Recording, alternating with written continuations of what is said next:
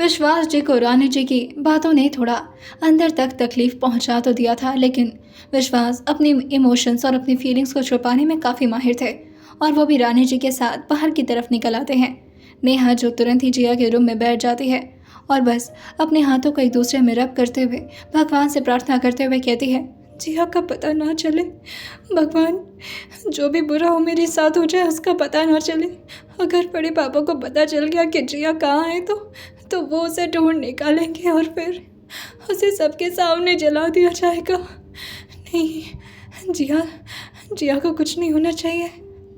वहीं नीचे जैसे ही जयशंकर त्रिपाठी के पास वो सारी तस्वीरें पहुंचती हैं, वो एकदम से बौखला उठते हैं और वो आदित्यनाथ से कहते हैं, आपकी बेटी ने जो किया है ना, मुझे इसकी उम्मीद नहीं थी। आदित्य जो अपने बड़े भाई से माफ़ी मांगते हुए कहते हैं, अब उसकी इस गलती की सज़ा आप ही तय करें। हमें नहीं पता था कि हमारी बेटी इस हद तक गिर जाएगी। नाक कटाने पर तुली हुई है लड़की। अब हमसे इसका कोई रिश्ता नहीं है, मारकर दफना दीजिएगा आप उसे। और ये बोलकर वो काफ़ी गुस्से में अपने रूम की तरफ चले जाते हैं। जयशंकर त्रिपाठी जो विश्वास से कहते हैं, वैसे ये बॉलीवुड का सपना कहाँ पूरा होता है ये बात आपको अच्छे से पता है। जाइए मुंबई और तलाश करिए उसका, और जितने हो सके उतने आदमी को अपने साथ ले जाइए। विश्वास जो कहते हैं, जी भाई साहब, हम कल की ट्रेन से निकलते हैं। जयशंकर जो कहते हैं, मजाक कर रहा हूँ मैं यहाँ पर, ट्रेन से नहीं जाएंगे आप। मैं एक प्राइवेट जेट रेंट करवाता हूँ। मुझे जल्द से जल्द वो लड़की यहाँ पर चाहिए। इलेक्शन का टाइम आया हुआ है। ऑपोजिशन इस बात को तुरंत ही मुद्दा बना देगी कि जो परिवार अपने घर की बेटी को नहीं संभाल पाया, वो दुनिया की बच्चे को क्या संभालेगा और देश का क्या भला करेगा। हमारे इलेक्शन में हमारे परिवार का भी कोई सदस्य आता है ना, तो आप जानते हैं कि हमें कितना गुस्सा आता है। ये आपकी जिम्मेदारी है। इलेक्शन से पहले वो लड़की सबके सामने जला दी जानी चाहिए। बात आ गई समझ? विश्वास के दिल में एक टीस सी उठती है और वो अपने मन को मार करके रह जाते हैं और बस अपने सिर को हाँ में हिला देते हैं। चाह तो वो भी नहीं रहे थे कि जिया उन्हें मिले, क्योंकि उन्हें पता था जो परिवार में वो इस वक्त रहती है उसे कितना टॉर्चर सहना पड़ता है, लेकिन दुनिया भी उसके लिए कोई खास अच्छी नहीं थी।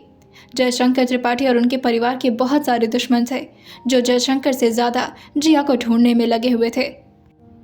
जिया जो अक्षत से कहती है, मुझे अब चलना चाहिए, मुझे रेस्टोरेंट भी वापस जाना है। अक्षय जो उसे रोकते हुए कहता है, अरे रेस्टोरेंट में वापस जाकर तुम क्या करोगी? वैसे भी काफ़ी लंबा सफ़र होगा, लगभग तुम्हें 1-1.5 घंटा लग जाएगा और शाम का वक्त है, इस वक्त तो ट्रेन की हालत ख़राब रहती है। तुम एक काम करो, तुम मेरे साथ गाड़ी से चलोगी, मैं तुम्हें छोड़ दूँगा। कुणाल जो कहता है, ठीक है सर, फिर निकलते हैं, काफ़ी रात हो जाएगी तो दिक्कत होगी जाने में। अक्षय जो कहता है, हाँ बिल्कुल, वो भी बात सही है, चलो निकलते हैं, और साथ में तुम्हें थोड़ा मुंबई का भी नज़ारा दिखाते चलूँगा। जी अक्षत की बात नहीं समझ पाती और बस उसके पीछे पीछे वो जाने लगती है कि तभी अक्षत को कुछ याद आता है और वो दौड़ते हुए केबिन में आते हुए कुणाल से कहता है, अच्छा सुनो, उस अकड़ू बॉस को ये मत बताना कि मैंने जिस लड़की को ढूंढा उसका नाम शमा है। उसे ये बात नहीं पता चलनी चाहिए कि ये कौन सी लड़की है। मैं उसे सरप्राइज़ दूंगा। कुणाल जो कहता है, ओके सर, नहीं बताऊंगा। अक्षय जो आकर के अपनी गाड़ी में जिया के साथ बैठ जाता है और गाड़ी ड्राइव करके निकल जाता है। मुंबई के शाम का नज़ारा वाकई में ही काफ़ी खूबसूरत हुआ करता था। लगभग 7 बज चुके थे और मुंबई की भीड़ अपनी चरम सीमा पर थी। अक्षय जो उसकी तरफ देखते हुए कहता है, तुम्हें ड्राइविंग करना आता है? जिया जो कहती है, जी नहीं, मुझे नहीं आता। अक्षय जो कहता है, कोई बात नहीं, मैं जल्दी तुम्हें सिखाऊंगा। वैसे भी अगर तुम्हें मुंबई में रहना है तो तुम्हें ड्राइविंग आनी चाहिए। यहाँ पर लोग पैदल नहीं चलते, वक्त बहुत कम होता है ना लोगों के पास, और फिर तुम भी तो अपनी लग्जरियस कार खरीदोगे, उसे ड्राइव तो करना होगा ना तुम्हें। वैसे शौक है तुम्हें ड्राइविंग का? जिया जो कहती है, हाँ थोड़ा बहुत, ज़्यादा नहीं। अक्षय जो उसे और ज़्यादा अपने साथ कंफर्टेबल करते हुए कहता है, वैसे यहाँ पर एक रेस्टोरेंट है, वहाँ का खाना काफ़ी अमेजिंग होता है, खाओगे मेरे साथ? जिया जो अक्षय की बात सुनते हुए कहती है, नहीं, उसकी ज़रूरत नहीं है, मैं रेस्टोरेंट में जाकर खा लूँगी। अक्षय जो कहता है, अरे ठीक है, चलो तो कम से कम। जिया जो कहती है, नहीं, मैं अभी इस हालत में नहीं हूँ, आप समझने की कोशिश करिए। अक्षय जो उसकी बात सुनते हुए कहता है, क्या मतलब इस हालत में नहीं हो? जिया एक अच्छे परिवार से बिलोंग करती थी और सेल्फ रिस्पेक्ट तो हमेशा उसके लिए प्रायोरिटी थी। इस तरह वो किसी और के पैसे पर ऐश करने में बिल्कुल भी विश्वास नहीं रखती थी, जिसकी वजह से वो अक्षत से कहती है, आप बस मुझे कैफ़े शॉप छोड़ दीजिए, मुझे रेस्ट करना है, थकान सी हो रही है। अक्षत जो जिया की बात सुनते हुए कहता है, ओके एज यू विश। और फिर वो गाड़ी में म्यूज़िक ऑन करते हुए कहता है, तुम्हारा फेवरेट म्यूज़िक है क्या कोई? जिया जो कहती है, नहीं कुछ खास नहीं, बस थोड़ा बहुत सुन लिया करती थी। अक्षय जो कहता है, क्यों थोड़ा बहुत? ज़्यादा गाना सुनना चाहिए, गाना सुनने से एक्टिंग में और ज़्यादा फील आती है। जिया जो कहती है, हाँ पर मेरे घर वाले मुझे गाना नहीं सुनने देते। जैसे ही अक्षत यह सुनता है वो एकदम से हैरान होकर कहता है, क्या? जिया को एकदम से रियलाइज़ होता है कि उसने गलती से क्या बोल दिया है और वह एकदम से अपनी बात को पलटते हुए कहती है, मेरा मतलब है गाना सुनने का वक्त नहीं मिलता ना, अब कहाँ गाना सुनूंगी, मेरे पास तो कीपैड वाला फ़ोन है। अक्षय जो कहता है, तुमने अपने घर वालों का जिक्र किया क्या अभी? जिया जो कहती है, नहीं घर वालों का जिक्र कैसे कर सकती हूँ, घर वाले तो है ही नहीं ना मेरे। और अपने चेहरे को तुरंत ही दूसरी तरफ कर देती है। वैसे तो उसे झूठ बोलने का कोई शौक नहीं था, लेकिन वो क्या कर सकती थी, उसकी मजबूरी थी। वहीं दुबई में रेयांश जो अपनी मीटिंग को ख़त्म करते हुए अपनी मेंशन की तरफ निकल गए थे और प्रियंका भी इस वक्त उनके साथ थी, क्योंकि उसने अपनी तबीयत खराब होने का नाटक किया था और रेयांश के फैमिली मेंबर ने उन्हें फोर्स किया था कि वो लोग प्रियंका को अपने साथ रखें। गाड़ी में प्रियंका जो कि रेयांश के बगल में ही बैठी थी और वो जानबूझ करके अपने सर को धीरे धीरे करके रेयांश के कंधे पर टिका देती है और ऐसा प्रिटेंड करती है कि उसकी तबीयत वाकई में ही काफ़ी ख़राब है। रेयांश जो उसकी हरकतों को बहुत अच्छे से नोटिस कर रहे थे और वो अपने एक हाथ को उसके सर पर रखते हैं और उसके सर को दूसरी तरफ टिकाते हुए कहते हैं, तुमने कभी एक्टिंग ट्राई क्यों नहीं की? काफ़ी अच्छे एक्टर हो तुम। प्रियंका जो रेयांश की तरफ अपनी आंखें खोलते हुए देखकर कहती है, क्या बात कर रहे हो रेयांश, अभी भी तुम्हें यह लग रहा है कि तभी रेयांश कहते हैं, मुझे तुम मत बोला करो, इतना भी कोई अपना नहीं हो तुम्हारा। बॉस हो सो मेक श्योर बॉस की तरह ही ट्रीटमेंट मिलनी चाहिए मुझे, तुम्हारा दोस्त बनने का कोई शौक नहीं है। प्रियंका जो कहती है, क्यों इतना रूड बनते हो रेयांश, मैं अच्छी नहीं लगती तुम्हें? रेयांश जो उसको अपनी आंखें छोटी करते हुए देखकर कहते हैं, पकाओ मत, मेंशन में जाकर चुपचाप अपने रूम में दवाई खाकर सो जाना। और ये बोलकर वो अपने फोरहेड को रब करने लगते हैं कि तभी उनके फ़ोन पर किसी का कॉल आता है और उनका ड्राइवर उनके फ़ोन को उनके हाथ में थमाते हुए कहता है, सर आपका फ़ोन। रेयांश जो कॉल पिक करते हुए कहते हैं, बोलो कुणाल। दूसरी तरफ इंडिया से कुणाल जो रेयांश से कहता है, गुड इवनिंग सर एक गुड न्यूज़ है। रेयांश जो कहते हैं, बोलो। वैसे ही सुबह से मूड ख़राब हो रखा है, होप से कुछ अच्छा ही सुनने को मिले। कुणाल जो कहता है, सर हमारी मूवी के लिए हमें एक्टर्स मिल चुके हैं। रेयांश जो कुणाल से कहते हैं, गुड जॉब। कुणाल जो कहता है, वैसे ये काम अक्षत सर ने किया है। रेयांश जो कहते हैं, इतनी जल्दी हो गया उससे, हाउ इज इट पॉसिबल? वो निकम्मा इंसान भी काम करना शुरू कर दिया। कुणाल जो कहता है, सर मिरेकल हो गया समझ लीजिए, पर जैसे हीरोइन हमें चाहिए थी ना, बिल्कुल वैसे ही मिली है, परफेक्शन है उसमें। रेयांश जो कहते हैं, ओके फाइन, उसकी फ़ोटो मुझे सेंड करो। कुणाल जो कहता है, सॉरी सर पर अक्षत सर का कमांड है कि आप जब इंडिया वापस आएंगे ना, 1 हफ्ते में आप आने वाले हैं, वाचना मैम का जो बर्थडे आ रहा है। रेयांश जो कहते हैं, हाँ वो तो आना ही पड़ेगा वरना वो तो हल्का मचा देगी, तब भी तो मुझे फ़ोटो सेंड करो। सॉरी सर पर रेयांश थोड़ा एटीट्यूड भरे लहजे में कहते हैं, ओके फाइन, इतना भी कोई शौक नहीं लगा मुझे हीरोइंस को देखने का, बस मुझे मेरे मूवी में प्रॉफिट चाहिए, मेरा सिर्फ उसी से लेना देना है, बाकी तुम लोग मैनेज कर लो। और ये बोल करके रेयांश फ़ोन कट कर देते हैं। वहीं कैफ़े शॉप में अभी भी काफ़ी भीड़ लगी हुई थी। जिया जो अक्षत के साथ कैफ़े शॉप के बाहर आकर के रुक जाती है। जैसे ही अक्षत की गाड़ी वहाँ पर पहुँची थी, सारे स्टाफ मेंबर देख लेते हैं कि जिया जो कि अक्षत की गाड़ी से बाहर निकल रही है और रीमा का तो ये देखते ही खून खौल जाता है। वो सारे स्टाफ को ऑर्डर देते हुए कहती हैं, अब मैक्स टू मैक्स काम वही लड़की करेगी, सुबह से वो लड़की गायब थी, उसे भी तो पता चलना चाहिए कि यहाँ पर कैफ़े शॉप खुला हुआ है, उनका कोई रजवाड़ा नहीं है जिसमें वो आराम से बैठकर महारानी की तरह ऐश करेंगे और हम यहाँ पर नौकरों की तरह काम करेंगे। सारे स्टाफ उसकी बात को मान जाते हैं, लेकिन प्रीति जो इस बात को पूरी तरह नेगलेक्ट करते हुए कहती है, उसे कुछ इम्पॉर्टेंट काम था, try to understand Reema. Reema जो कहती है, तुम्हारी तो काफ़ी अच्छी दोस्ती हो गई ना उससे, लेकिन मेरे सामने ये सारे नाटक नहीं चलेंगे। स्टाफ का मतलब वो काम करने यहाँ पर आते हैं, अपना रौब छाड़ने नहीं, भले ही वो अक्षत सर को जानती हो या फिर मेरे कुणाल को। जिया इतना ज़्यादा थकान महसूस कर रही थी कि उससे ठीक से चला भी नहीं जा रहा था। वो कैफ़े शॉप के अंदर ना आते हुए अपने रूम की तरफ जाने लगती है, जिससे बाहर आकर रीमा उसके हाथ को पकड़ती है और कस्टमर के सामने ही उसे खींच करके अंदर ले जाती है और उसे थोड़ा तेज़ वॉइस में कहती हैं, समझ क्या रखा है तुमने? यहाँ पर हम तुम्हारे लिए काम करते हैं क्या? जिया जो रीमा के हाथ से अपना हाथ छुड़ाने की कोशिश करते हुए कहती है, प्लीज़ मेरा हाथ मत पकड़िए, वहाँ दर्द हो रहा है, मुझे चोट लगी है। लेकिन रीमा, उसकी आंखों में इतना ज़्यादा गुस्सा और इतनी ज़्यादा जलन थी कि उसे जिया का दर्द दिखाई नहीं देता और वो जिया से उसके हाथ को और तेज़ी से पकड़ते हुए कहती है, अपनी औकात में रहो लड़की, पहला दिन था तुम्हारा और आज सुबह से गायब थी तुम। कितने बजे से निकली हो? 9:30-10 बजे से ना, और अब जाकर वापस आ रही हो यहाँ पर? हाँ।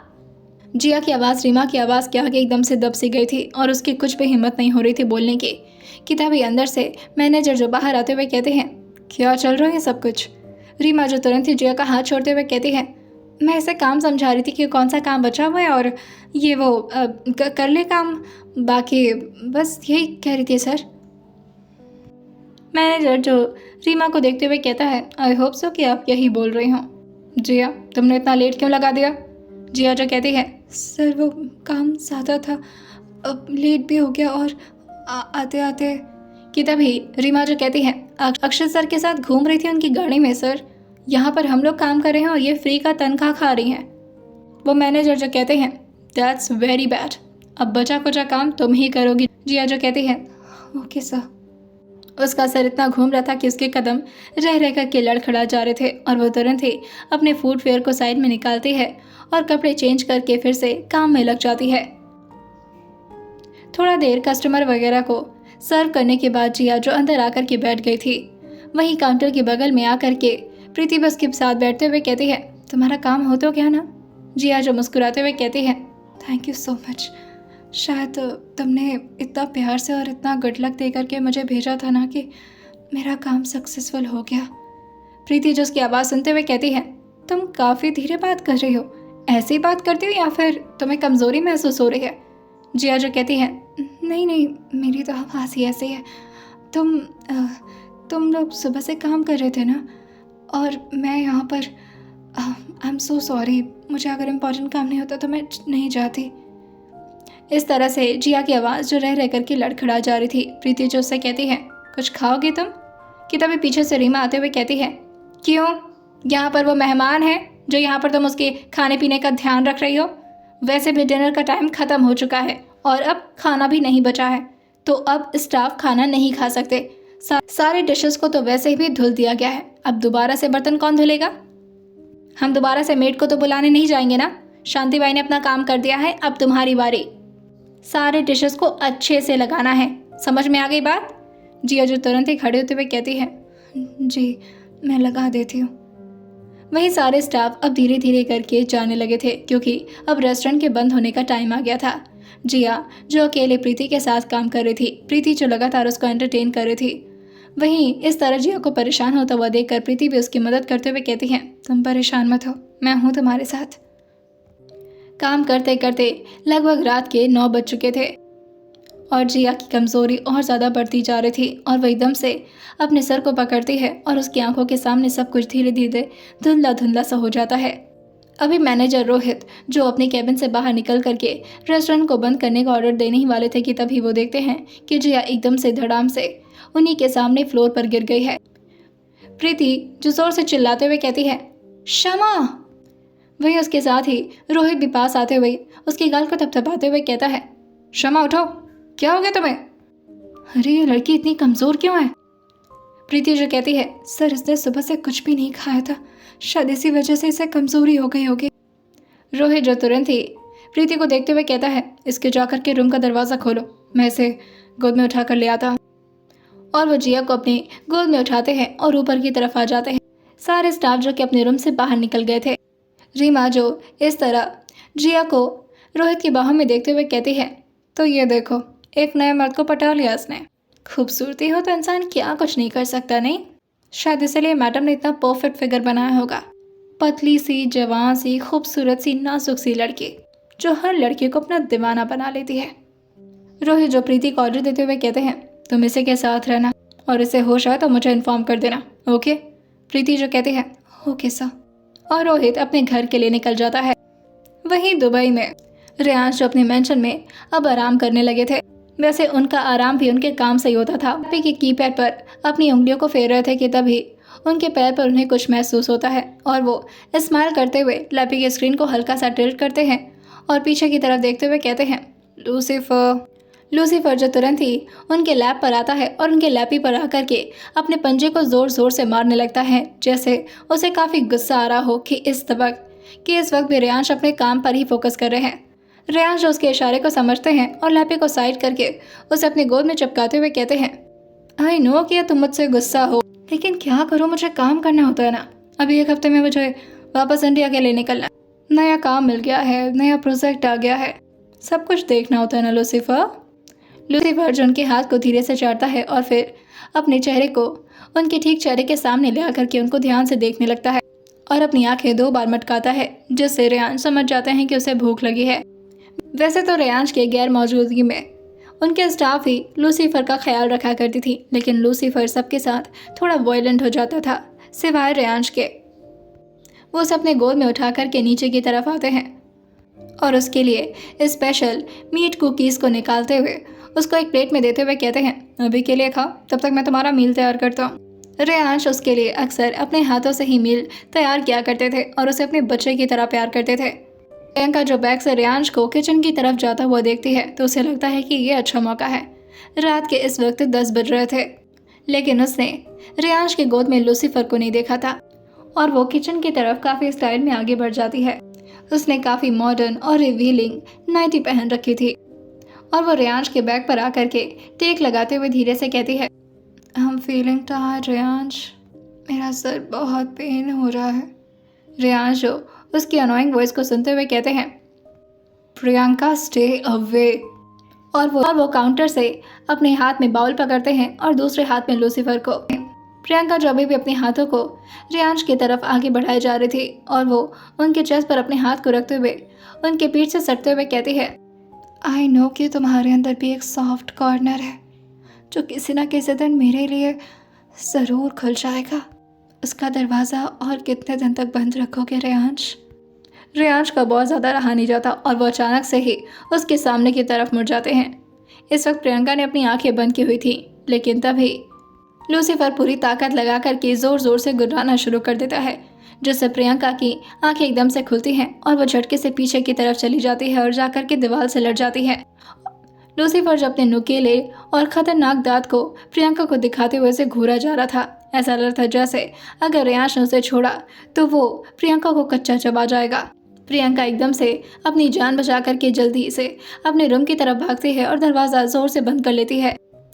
वहीं रेयांश जो उसको अपनी बाहों में भरते हुए ऊपर की तरफ आते हुए कहते हैं, that's like my good boy, अब इस लड़की को तुम्हें ही डील करना है। लूसीफर जो बस रेयांश के हाथ को धीरे से अपने टंग से लीक कर लेता है।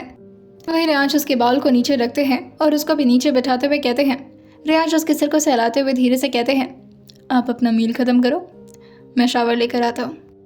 रेयांश अपने वार्डरोब को खोलते हैं और अपने एसेंशियल कपड़ों को निकालते हुए घर के लिए बाथरूम की तरफ चले जाते हैं। लेकिन रेयांश के कपड़े निकालते वक्त उनके कपड़े से कुछ गिरा था। रेयांश ने तो उस पर ज़्यादा ध्यान नहीं दिया, पर लूसीफर के कान इन सब मामलों में बहुत तेज़ हुआ करते थे। लगभग 15 से 20 मिनट में रेयांश शावर लेकर के बाहर आते हैं और वो जैसे ही अपने बाथरूम के बाहर कदम रखे थे वो देखते हैं कि लूसीफर वहीं पर बैठे हुए उनका इंतजार कर रहा है। रेयांश टॉवल को साइड में रखते हुए उसे अपने गोद में उठाते हुए कहते हैं, तुम एक पल के लिए मुझसे दूर नहीं रह सकते? तुम्हें पता है ना तुम ठंडे पानी से एलर्जिक हो, अगर उसके 2-3 छींटे भी तुम्हारे ऊपर पड़ जाते तो तुम्हारा दिमाग खराब हो जाता है। फिर क्यों आकर के बाथरूम के बाहर खड़े थे? अभी तक रेयांश ने उसके चेहरे की तरफ देखा नहीं था। वो जैसे ही अपने चेहरे को लूसीफर की तरफ घुमाते हुए देखते हैं तो वो देखते हैं कि उसने अपने मुंह के अंदर कुछ दबा रखा है। वो एक कार्ड जैसा था। रेयांश तुरंत ही उसके दांत से उस कार्ड को बाहर निकालते हुए कहते हैं, Lucifer what are you doing? तुम्हारा मील से पेट नहीं भरा जो तुम्हें ये सब खाना है? और वो जैसे ही लूसीफर के दांतों से उस कार्ड को बाहर निकाले थे वो देखते हैं कि ये कुछ पेन कार्ड जैसा नजर आ रहा था। रेयांश समझ नहीं पाता कि आखिर उनके इतने इंपॉर्टेंट डॉक्यूमेंट्स लूसीफर के दांतों तले कहाँ से आ गए। वो लूसीफर को फिर से ज़मीन पर रखते हैं और आकर के बेड पर बैठते हुए उस पेन कार्ड को ध्यान से देखने लगते हैं। लेकिन नाम पढ़ते ही उनके चेहरे पर एक सरकास्टिक स्माइल आ गए थे और वो अपने आप से कहते हैं, जिया त्रिपाठी, तो तुम्हारे डॉक्यूमेंट्स मेरे पास है। जब भी तुम्हारे बारे में सोचना बंद करता हूँ, ना जाने कहाँ से तुम मेरे सामने आ जाती हो। और वो लूसीफर को देखते हुए कहते हैं, थैंक यू इसे ना खाने के लिए। लूसीफर जो अपना चेहरा इधर उधर करते हुए रेयांश के थैंक यू को एक्सेप्ट कर लेता है। रेयांश जो उस पैन कार्ड को टेबल पर रखते हैं और अपने स्टडी रूम की तरफ बढ़ जाते हैं जहाँ पर उन्होंने जिया की डायरी रखी हुई थी। देर में रेयांश अपने बेड पर आकर लेट चुके थे और इस वक्त उनके हाथों में जिया की बेस्ट फ्रेंड थी, उसकी डायरी जिससे वो हर बातें शेयर किया करती थी। उसके दिल का सारा राज इसी डायरी में छुपा हुआ था। रेयांश जो उसके पहले पन्ने को देखते हैं, अपने हाथों से उस पेज को टच करते हुए कहते हैं, जिया त्रिपाठी, मिस अनाथ, तुम्हारा नाम जिया त्रिपाठी नहीं, झूठी त्रिपाठी होना चाहिए था। और फिर वो उसके डायरी के एक एक पन्ने को पलटना शुरू करते हैं। वो जैसे जैसे एक एक शब्द को पढ़ रहे थे, ऐसा लग रहा था जैसे जिया की आवाज़ें ही उनके कान में गूंज रही हैं और जिया ही अपनी कहानी रेयांश को बता रही है। मेरी जैसी लड़की की कहानी में आखिर कौन ही दिलचस्पी दिखाएगा, मैं इतनी भी खास नहीं हूँ, पर मेरी कहानी पूरी तरह ट्रेजेडी से भरी हुई है। इसके साथ ही इसमें कुछ कॉमेडी के भी चैप्टर्स हैं, मगर उस कॉमेडी के क्रिएशन के बाद जो मुझे पनिशमेंट मिली है ना, उफ, पनिशमेंट से तो मेरा कुछ गहरा ताल्लुक है। हाँ सच्ची, पनिशमेंट वो तो मुझे हर बात पर मिलती रहती है। हंसना हुआ, बोलना हुआ, कम बोलना हुआ, ज़्यादा बोलना हुआ, गुस्सा, रोना, हर एक चीज़ पर बाउंडेशंस हैं। वैसे मेरा परिवार मुझे बहुत प्यार करता है, लेकिन अगर मैं एक कदम भी उनके खिलाफ रख दूँ ना, तो बस मैं ये कहानी अपने लिए लिख रही हूँ। मैं नहीं चाहती कि इस कहानी को कोई और पढ़े, क्योंकि हमारे घर में तो डायरी राइटिंग करना भी गुनाह से कम नहीं, या यूँ कह लें कि हमारे घर में जीना ही अलाउ नहीं है। और ये रूल सिर्फ लड़कियों के लिए इस्तेमाल होता है। हमारे घर के लड़के बहुत अय्याशी करते हैं, लेकिन लड़कियों को सीकड़ में बांध कर रखा जाता है। मुझे दर्द होता है ये कहते हुए, लेकिन हमारे घर की इज्जत की जिम्मेदारी लड़कियों को दे दी जाती है और प्रॉपर्टीज़ के पेपर उसे लड़कों के नाम किया जाता है। वैसे और ज़्यादा सस्पेंस ना क्रिएट करते हुए चलिए मिलाती हूँ मैं अपने प्यारे परिवार से आपको। अब वो प्यारे हैं या नहीं, ये तो आप खुद ही डिसाइड करिएगा, इस बारे में मैं कुछ नहीं बोल सकती। एक लंबा चौड़ा लगभग 6 फुट का आदमी, जिसकी मूछें उसकी शान थी, जिसकी उम्र 60 को होने को आ गई थी, आंखें हमेशा गुस्से में लाल रहा करती और उनकी आवाज़ से सिर्फ हमारा घर नहीं बल्कि पूरा का पूरा मोहल्ला कांप उठता। जी हाँ, बिल्कुल साउथ के विलन की तरह इसे। और ये है हमारे प्यारे बड़े पापा, जिनका नाम जयशंकर त्रिपाठी है। दुनिया के सामने इनका एक अलग रूप है। दुनिया के सामने ये बहुत अच्छे पॉलिटिशियन है, लेकिन घर के लिए तो ये खूंखार शेर से कम नहीं, जिनकी बातें हमारे घर में पत्थर की लकीर बन जाती हैं। इनके खिलाफ जाने की हिम्मत तो कोई नहीं कर सकता। खिलाफ जाना तो दूर की बात है, अगर किसी ने ऐसा सोच भी लिया तो उसी दिन वो अपनी ज़िंदगी से अलविदा हो जाएगा। अब बात करते हैं उनकी प्यारी बीवी सावित्री त्रिपाठी जी की। ये है हमारी बड़ी माँ। इनके हाथों के खाने का स्वाद तो लाजवाब होता है, मगर इनके हाथों की मार, अब क्या बोलूँ, उसकी तो मुझे आदत लग चुकी है। खाने से ज़्यादा तो उनके हाथों की मार ही खाई है मैंने। और फिर आते हैं हमारे पापा। घर के बिजनेस डील को संभालने में उनका काफ़ी बड़ा हाथ है, लेकिन अफसोस की बात तो ये है कि वो सिर्फ अपने बिजनेस डील को ही संभालते हैं। काश वो मुझे भी अपना थोड़ा इम्पोर्टेंट वक्त दे देते। देखती हूँ जब अपने बहुत सारे फ्रेंड्स को अपने पापा के बारे में बात करते हुए, मुझे भी मन करता है कि मैं भी अपने पापा के बारे में कुछ बताऊँ, लेकिन मुझे तो उनके नाम, उनके काम के अलावा और कुछ उनके बारे में पता भी नहीं। पता नहीं वो कौन सी लड़कियाँ होती होंगी जो अपने पापा की लाडली होती होंगी, और क्या उन्हें पता होगा कि वो लोग कितने किस्मत वाले हैं? शायद नहीं, उनके लिए मामूली बात होगी। अपने पापा के बारे में मैं और ज़्यादा बातें कर नहीं पाऊंगी, क्योंकि मेरे हाथ और मेरी आँख दोनों अब मेरा साथ छोड़ रहे हैं। रोते रोते कहानी लिखना वाकई में ही काफ़ी मुश्किल होता है। खैर, अभी मैं इस कहानी को इमोशनल मोड नहीं देना चाहती, तो चलिए आगे बढ़ते हैं। अब आते हैं रानी श्री त्रिपाठी पर। ये मेरी अपनी माँ है।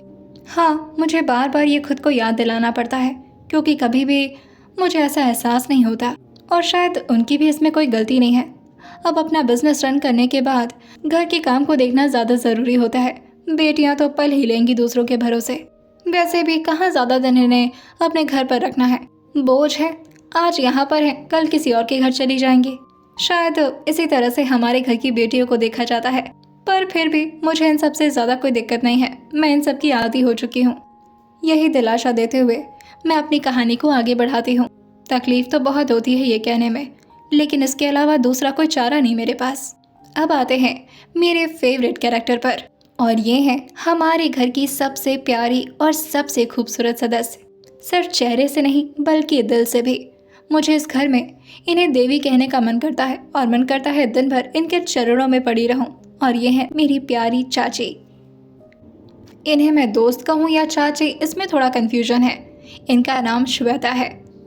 चाची और चाचू के कपल को हमारे घर का बेस्ट कपल अवार्ड मिल सकता है। अरे हाँ, अपने चाचू जान के बारे में तो मैं बताना ही भूल गई। ये किरदार मेरे घर का सबसे इम्पोर्टेंट किरदार है मेरे लिए, और साथ ही मेरी बहन के लिए। इसका मतलब इन्हें अच्छा मत समझना। ये पूरे सदस्य का काम अकेले करते हैं, बड़े पापा से लेकर मेरे अपने पापा तक। बड़ी माँ, मेरी माँ, सबका प्यार ये अकेले ही दे देते हैं, और सबके बदले का मार भी। चलिए अब रात हो रही है, मैं कल आपसे बात करती हूँ। अरे अब इतनी भी दिलचस्पी मत दिखाई मेरी कहानी में, आपकी ये खूबसूरत आंखें थक जाएंगी। मिलती हूँ मैं आपसे कल। अभी के लिए गुड नाइट माय डायरी। ये पढ़ते ही रियांश के चेहरे पर एक स्माइल तैर जाती है। लूसीफर और उनकी प्यारी दो बहनों के अलावा उनके चेहरे पर कोई स्माइल लाने की हिम्मत नहीं कर सकता था, और किसी के कहानी में तो उनको ज़रा भी दिलचस्पी नहीं थी। उन्हें खुद नहीं समझ में आ रहा था कि अचानक से किसी अनजान लड़की के बारे में वो इतना जानने के लिए क्यूरियस क्यों हो रहे हैं। आइए जानते हैं आने वाले एपिसोड में क्या होने वाला है। क्या ढूंढ लेंगे जिया के परिवार उसको, और ख़त्म हो जाएगी उसके सारे सपनों की ज़िंदगी। क्या बढ़ने लगी है अक्षत और जिया में करीबियाँ। आइए जानते हैं इसे आने वाले एपिसोड में, और सुनते रहिए माफिया स्ट्रैप्ड वाइफ सर्फ और सर्फ स्टोरी विद सौम्या के साथ।